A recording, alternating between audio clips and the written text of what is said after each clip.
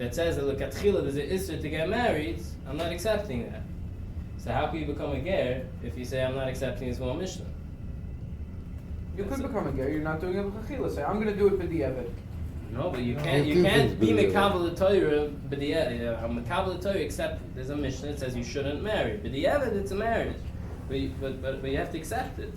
So here you're not accepting it. You're saying You're not saying that. You're saying your mail it's in there. what? She's not saying that. You're saying that your mail, what she's doing is connected to the mission. You're not saying she's actually saying she can. Well, if you ask her, you ask her, well, are What you is she planning saying? to marry him? What- She's planning to marry him. So your mail it's in what she's saying. She's not saying that. Right. She's not saying I'm accepting, but what if we tell her, well, there's a Mishnah? Is she going to change her mind on marrying him? Especially if we tell her b'diavad, it's one thing. I don't know if she's going to accept it. It's a question.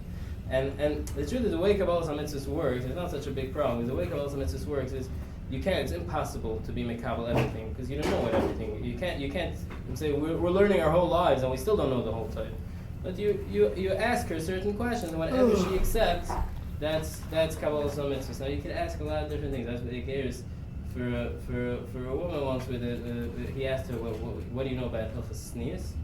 So she said, well, you have to dress modestly. So he says, well, what does that entail? So she says, well, you have to wear longer skirts. He says, how many inches below the knee? 4 inches below the knee. Okay, 4 inches below the knee.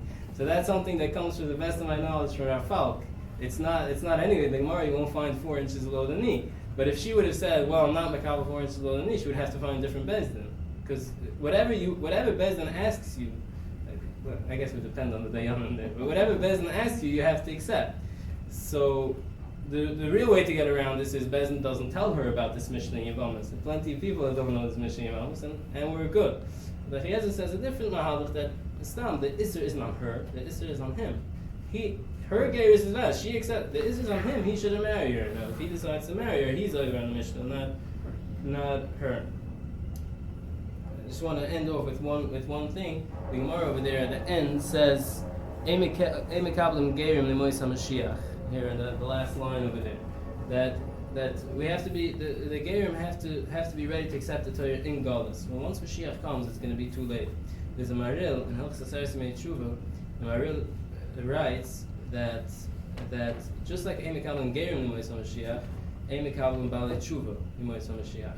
Oh, really? So again, the Maril writes it. He said in the drasha. I don't know if it's halacha l'maisa, but he says once Mashiach comes, there won't be the same opportunity to do tshuva. Now you have bechira. Now you can still do tshuva on everything. Because once Mashiach comes, you can say, "Oh, now I want to join a shir. Now I want." Mashiach's going to say, "No. Now you go work. Now you're too busy to join a shir. Now you can't." But what is it? Someone's going to say like, "I want to keep Shabbos," and we'll be like, "No, go be Mechal Shabbos." That's what the Maril said. He says once Mashiach's going to come, you won't have the same schar. You won't have the same bechira. So Hashem should help. We should all be zoiche to tshuva shlema and to see Mashiach Tzidkeinu Meher. Amen.